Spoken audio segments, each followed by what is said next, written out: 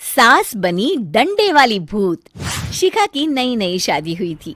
उसका मायका और ससुराल दोनों कानपुर में ही थे, इसलिए उससे मिलने उसके भाई अक्सर आते जाते रहते थे। ये बात शिखा की सास मीना को बिल्कुल पसंद नहीं थी। मम्मी जी, आज राहुल भैया आ रहे हैं। कौन? तेरे चाचा का लड़का? जी मम्मी जी। अरे पर वो तो दिल्ली में रहता है ना। हाँ मम्मी जी, उन्हें कल सुबह दिल्ली के लिए निकलना है, तो वो आज मुझसे मिलते हुए कल सुबह यहीं से निकल जाएंगे। हमने तो धर्मशाला खोल रखी है ना। कुछ कहा क्या मम्मी जी? मैंने कहा हाँ हाँ, आने दे तेरे भैया को, जमकर खातिरदारी करेंगे। अब तो कुछ करना ही पड़ेगा, इससे पहले कि मेरा घर धर्मशाला बन जाए। ये कैसी बातें कर रही हो मीना? सच ही तो कह रही हूँ। अभी इसकी शादी को साल भर भी नहीं हुआ और आए दिन इसके घर वाले आ धमकते हैं। अरे तो क्या हुआ, वो इसी शहर में रहते हैं तो हाल चाल लेने आ जाते हैं। इस बार मैं उनका हाल और चाल दोनों ही बिगाड़ दूंगी। अब बहुत हो गया जी। अरे ये कैसी बातें कर रही हो, हे भगवान, बस आप तो देखते जाइए। शाम को राहुल आता है। नमस्ते आंटी, कैसे हैं आप लोग? हम लोग तो ठीक है, तुम कैसे हो बेटा? मैं भी अच्छा ही हूँ आंटी। बस आज रात के बाद नहीं रहोगे। चलिए भैया, मैं आपको हमारा घर दिखाती हूँ। रात में खाने के टेबल पर शिखा, रोहित कहीं दिखाई नहीं दे रहा। जी भैया, वो ऑफिस के काम से बाहर गए हैं, कल शाम तक आएंगे। अच्छा अच्छा। बेटा, क्या तुम भूत प्रेत में मानते हो? नहीं नहीं आंटी जी, पर अचानक आपको ये ख्याल कहाँ से आ गया?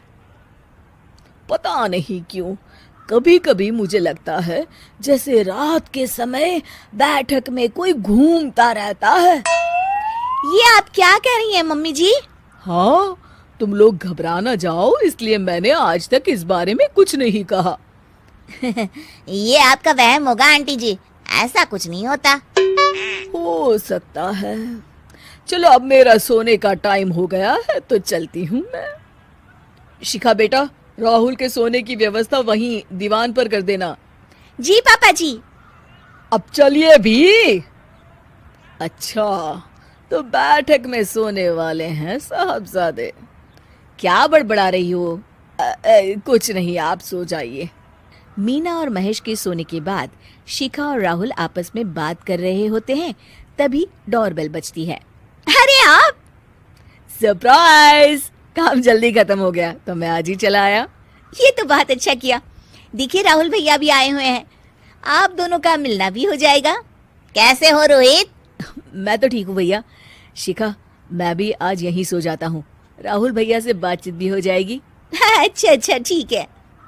मीना आधी रात को उठती है, कंबल मुंह से पैर तक ओढ़ के डंडा लेके बैठक में आती है और देखती है दीवान पर चादर ओढ़े कोई लेटा हुआ है। देखो तो कैसे मजे से सो रहा है बहन के ससुराल में। मीना ताबड़तोड़ 4-5 डंडे मार देती है। अरे मर गया, अरे बचाओ बचाओ, कौन है? मीना जल्दी से अपने कमरे में भाग जाती है।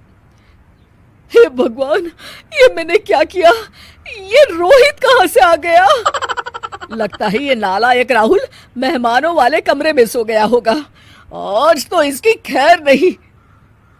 उधर बैठक में, अरे क्या हुआ रोहित? मैं बाथरूम में था, तुम्हारे चिल्लाने की आवाज सुनी। पता है भैया, मैं सो रहा था, अचानक से कोई आकर मुझे डंडे मारने लगा।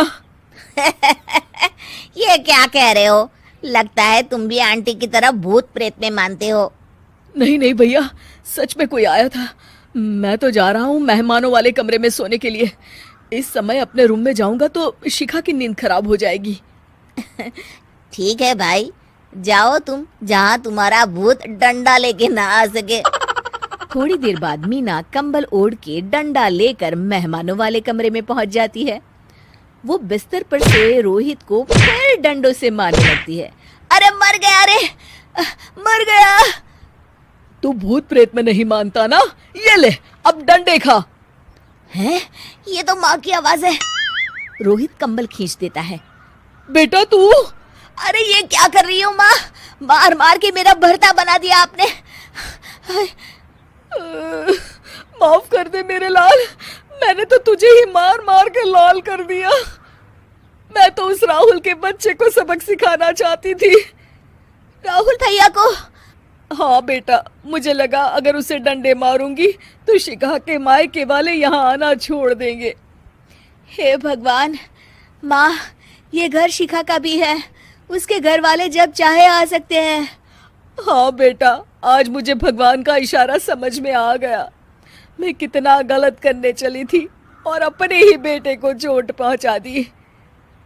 अब चुपचाप जाके सो जाओ माँ, और किसी को कुछ बताने की जरूरत भी नहीं है। शिक्षा दूसरों का बुरा चाहने वालों के साथ भी बुरा ही होता है।